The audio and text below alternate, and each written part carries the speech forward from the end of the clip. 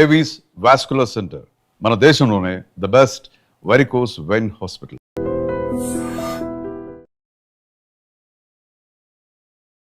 Welcome to I dream media. So ఇది బిల్వపత్రం.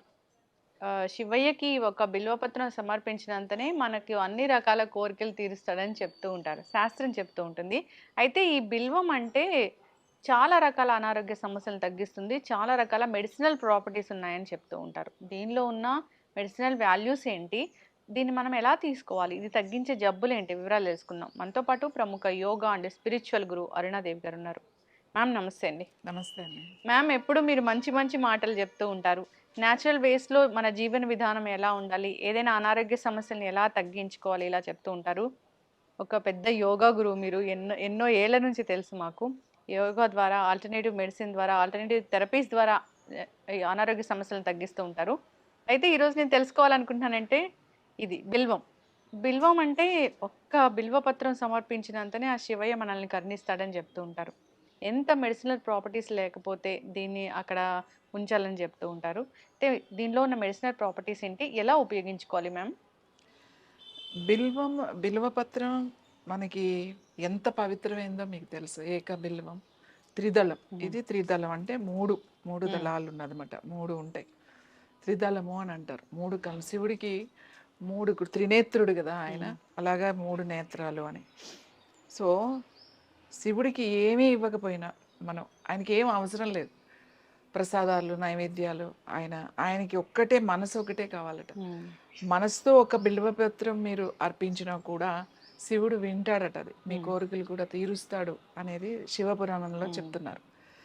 ఇది ఎంత పవిత్రమైందంటే ప్రతి శివాలయంలో ఇవాళ ప్రతి ఇంట్లో కూడా వేసుకుంటున్నారు. 1,00,000 బిల్వపత్రాల పూజ చేస్తారు. ప్రతి సోమవారం చాలామంది బిల్వపత్రాలతో శివ పూజ చేస్తారు, ఎంతో భక్తితో చేస్తారు. కార్తీక మాసం వచ్చిందంటే ఆ మాసం అంతా కూడా ఇది బిల్వపత్రాలు తీసుకువెళ్ళి పూజ చేస్తారు. కానీ శివుడికి ఒక్క దళం ఇస్తే చాలు, ఒక గుత్తులు కోసుకెళ్ళిపోయి మీరు 1,00,000 పత్రులు 1,00,000 పత్రులు చేయడం, ఇలాంటివన్నీ కూడా ఎక్కడ కూడా ఏ పురాణంలో కూడా లేదు అసలు. ఒక్క దళం మనస్సుతో ఇమ్మన్నాడు అంతే. శివుడికి అంతకు మించి ఆయన ఏమీ అవసరం లేదు, ఆయన ఏమీ అడగడు కూడా. కానీ దాన్ని ఇవాళ ఎలా అయిపోయింది అని అంటే, ఇప్పుడు కార్తీక మాసం వచ్చిందంటే 1,00,000 పత్రుల పూజ చేస్తారు. ఏంటి బిల్వార్చన అని చెప్పేసి ఈ బిల్వాలు 1,00,000 తీసుకెళ్ళి చేస్తారు. అది మాత్రం చాలా పొరపాటు. ఎందుకంటే ఇది శివుడికి ఎంత ఇష్టమైందో ఆయుర్వేదంలో కానీ న్యాచురోపతిలో కానీ దీంట్లో మెడిసినల్ వాల్యూస్ ఎన్నో ఎన్నో ఎన్నో ఉన్నాయి ఇందులో, ఈ బిల్వంలో. ఇది మనకి అంటే హెల్త్ వైపు ఎలా ఇది పనిచేస్తుంది అనేది మనకి ఇక్కడ చేసుకుంటే, ఇది శివుడికి ఇష్టం. శివుడు అంటే రుద్రుడు, మహేశ్వరుడు, ఈశ్వరుడు అని కూడా. ఇది ఎందుకు అంత ఆయనకి ఇష్టము అని అంటే, ఇది ఈ పత్రం తీసుకోవడం వల్ల మన నాడీస్ ఎనర్జీ ఛానల్స్ ఓపెన్ అవుతాయి. ఓకే, మనకు నాడీ ఉంది కదా, సింపాథటిక్ నర్వస్ సిస్టమ్ ఉంది, అలాగే పారాసింపాథటిక్ ఉంది. తర్వాత నాడీ అంటే ఛానల్స్ ఎనర్జీ ఛానల్స్ అని చెప్తామట. అంటే ఎనర్జీ ఛానల్స్లో ఏం సప్లై అవుతుంది అని అంటే ఎలక్ట్రిసిటీ సప్లై అవుతుంది మన బాడీకి, అది ఎనర్జీ మనకి.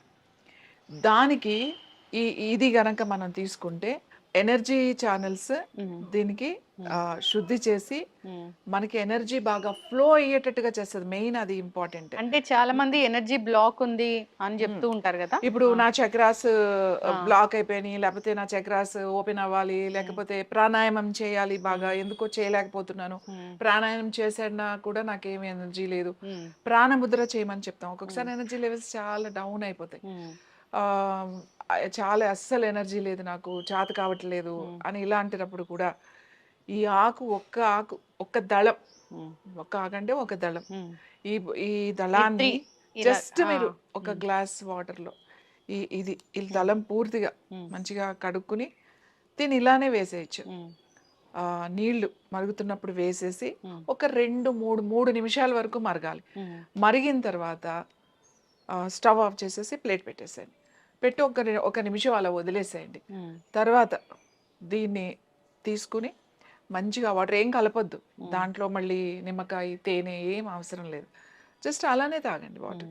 కొద్దిగా మీకు ఒక చిన్న స్మెల్ ఉంటుంది. పెద్దగా ఏమి ఇది తాగలేనంత చేదు అలాంటివి ఏమి ఉండవు దీంట్లో. మరగబెట్టకూడదు. కషాయం లాగా చేసేసి దాన్ని అంటే కషాయానికి, టీకి చాలా డిఫరెన్స్ ఉంది. టీ అంటే ఓ 3 నిమిషాలు, 4 నిమిషాలు మరగబెడతాం.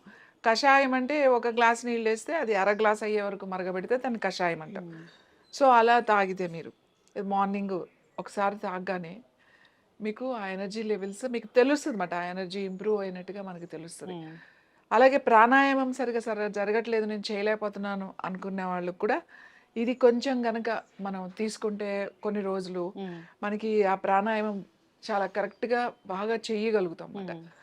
తర్వాత ఇంకా ఏంటి అనంటే ఇది దీన్ని ఏం చేస్తారంటే చాలామంది ఇంతకుముందు కొన్ని ఆశ్రమాలు, యోగులు వాళ్ళ దగ్గరికెళ్ళినప్పుడు, వాళ్ళ దగ్గర ఉన్నప్పుడు దీన్ని రాత్రే అన్నం వండి, ఆ అన్నంలో కొంచెం పాలు పోసి, తర్వాత కొంచెం పెరుగు తోడులాగా ఇలానే త్రిదళాన్ని వేసేసి ఎక్కువ క్వాంటిటీని బట్టి కొంచెం ఎక్కువ వేసుకుంటారు. మనం ఒక్కళ్ళకే చేసుకున్నాం అనుకోండి, ఒక దళం సరిపోతుంది. సో దాంట్లో వేసేసి కొంచెం తోడు పెడతాం కదా, అలాగే తోడు పెట్టేసి రాత్రే పెట్టేస్తాం. పొద్దునకి అది మంచిగా పెరుగుగా అవుతుంది అన్నమాట.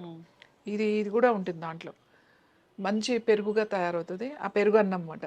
మనం అది పొద్దున్నే తినేసారనుకోండి, కరెక్ట్‌గా 8, 9 గంటలకల్లా మీరు గనక 9 లోపల 9 దాటకుండా గనక అది తిన్నారు అనుకోండి, సెల్‌ని యాక్టివేట్ చేస్తది అది. అది ప్రోబయోటిక్‌గా పనిచేస్తది. ఎందుకంటే మనం పెరుగు చేసాం కాబట్టి దాంట్లో బ్యాక్టీరియా వేసి, అలాగే ఇది ఉంది కాబట్టి ఇది సెల్‌కి వెళ్తది. ఇది క్యాన్సర్‌కి ఎందుకు మంచిది అని చెప్తాము అనంటే, సెల్‌ని యాక్టివేట్ చేసే గుణం దీనికుంది. ఎనర్జీ మీకు ఎక్కడుండే సెల్ నుంచి రావాలి మీకు. సో, ఈ సెల్ రిపేర్‌కి ఇది పనికొస్తది. మన సెల్‌ని రిపేర్ చేసుకోవాలి, ఎనర్జైజ్ చేసుకోవాలి. లేకపోతే ప్రాబ్లమ్ వచ్చింది. ఎందుకు ఇది క్యాన్సర్‌కి మంచిది? ఇంతకు ముందు కూడా మనం మాట్లాడుకున్నాం. ఇది క్యాన్సర్‌కి చాలా మంచిది అని.